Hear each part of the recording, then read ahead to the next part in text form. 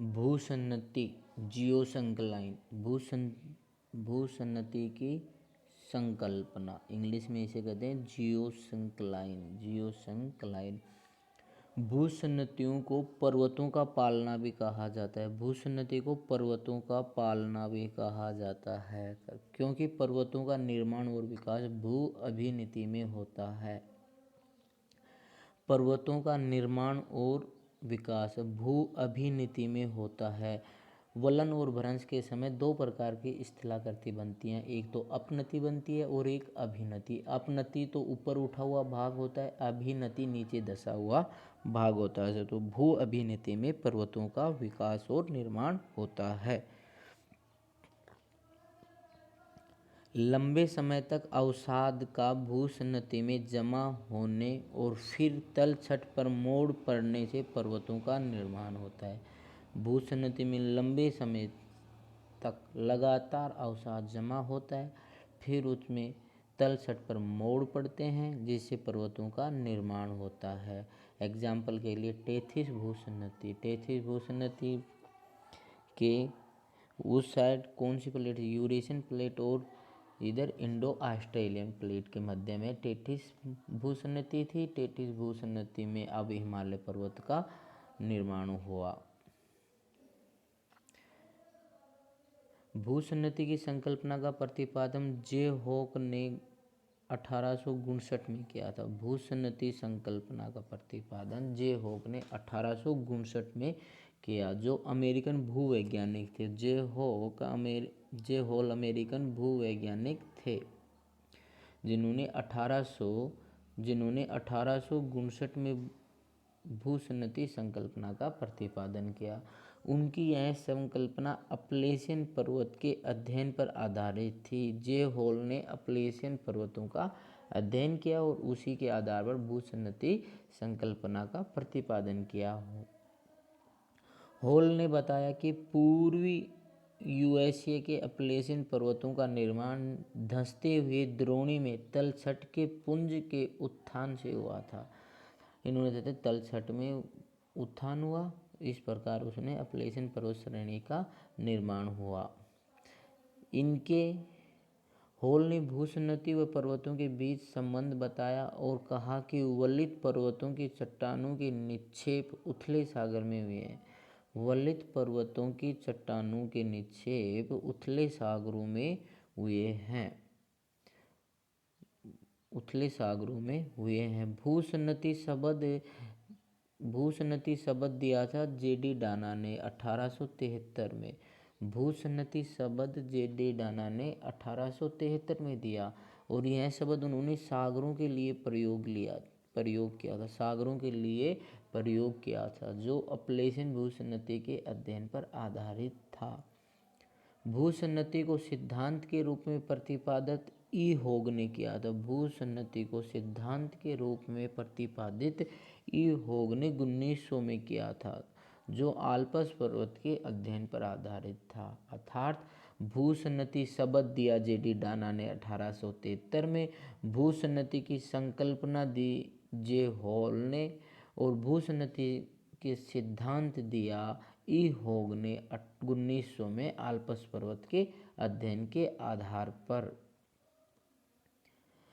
ई hog के अनुसार भूसन्नतियाँ गहरे जल का भाग होती हैं। भूसन्नतियाँ गहरे जल का भाग होती हैं। ई हॉग के अनुसार भूसन्नतियाँ गहरे जल का भाग होती हैं, जिनकी लंबाई चौड़ाई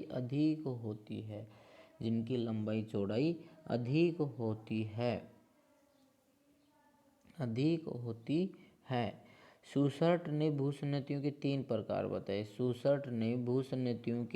प्रकार बताए।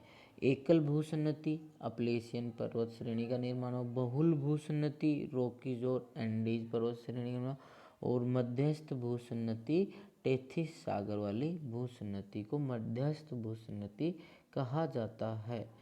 सुसर्ट ने 3 प्रकार की भूसन्नतियाँ बताई। एच स्टील ने 1935-40 में भूसन्नतियों का वर्गीकरण प्रस्तुत किया और भूपटल को 2 भागों में बांटा। एच स्टील ने भूसन्नति का वर्गीकरण किया और भूपटल को 2 भागों में बांटा। एक तो क्रेटोन दृढ़ भूखंड हो गया, एक आदि भूसन्नति हो गई।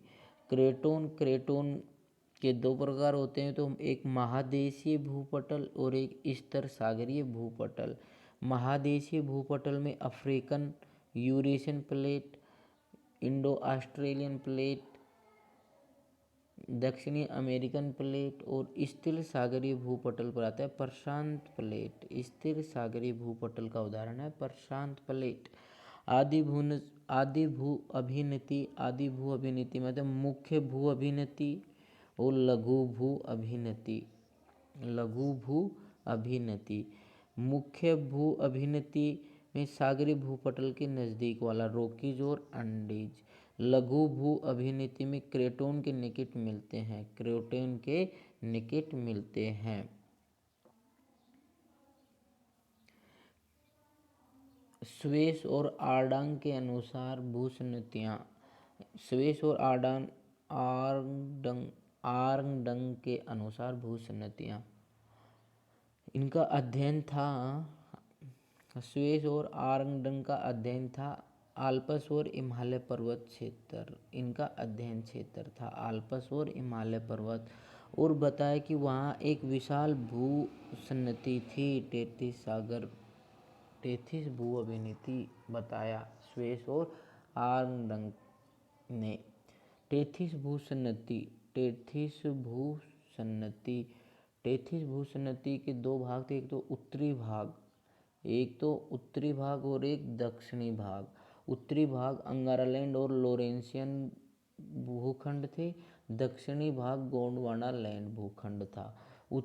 स्वेस के अनुसार इसको अग्र प्रदेश फोरलैंड कहा, जो स्वेस महोदय ने इसे स्थिर बताया, जबकि आर्मडंग ने स्वेस के मत का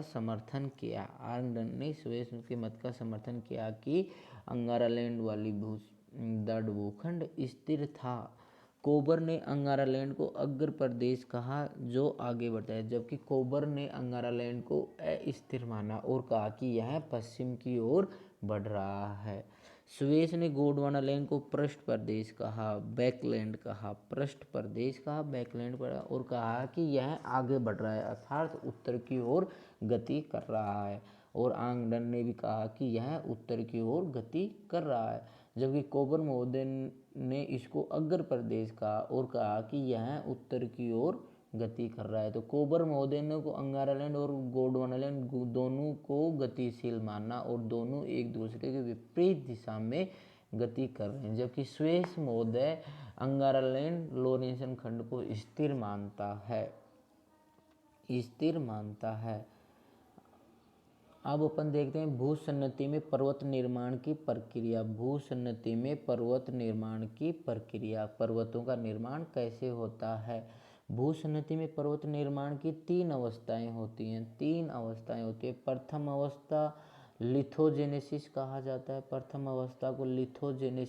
जाता है। भूसन्नति निर्माण की अवस्था, इसमें सर्वप्रथम भूसन्नति का निर्माण होता है। भूसन्नति में अवसाद का जमाव होता है, सेडिमेंट डिपॉजिट होता है। या प्रथम अवस्था में भूसन्नति निर्माण की अवस्था होती है और उसमें भूसन्नति का निर्माण होता है और अवसाद का जमाव होता है। फिर भूसन्नति का धसाव होता है।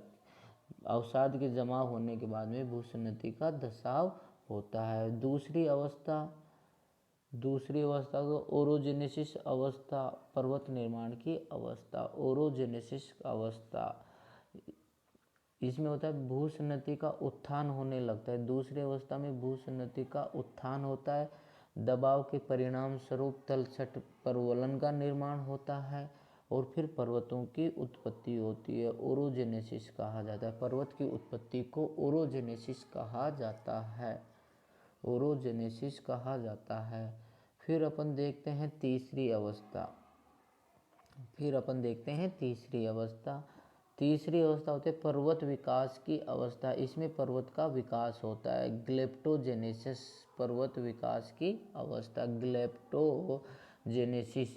पर्वत अपनी जड़ों का निर्माण करते हैं। पर्वत अपनी जड़ों का निर्माण करते हैं जो दुर्बलता मंडल में डूबे रहते हैं, जो दुर्बलता मंडल में डूबे रहते हैं। दुर्बलता मंडल ऊपरी मेंटल में 200 किलोमीटर के आसपास पाई जाती है। यहाँ मेंटल दुर्बल अवस्था में अर्थात लचीली अवस्था में मिलती है। जो मैग्मा चैम्बर स्थित होता है उसमें दबाव मूलक बल कमजोर होने पर दुर्बलता मंडल प्लवनशीलता बल के परिणाम स्वरूप पर्वतों को ऊपर की ओर उत्थापित करती है। अर्थात दबाव मूलक बल कमजोर होने पर दुर्बलता मंडल प्लवनशीलता बल के परिणाम स्वरूप पर्वतों को ऊपर की ओर उठाती है, उत्थापित करती है, जिससे पर्वतों का उत्थान या विकास होता है। पर्वतों का उत्थान या विकास होता है। ये था अपना भूसन्नति सिद्धांत। धन्यवाद।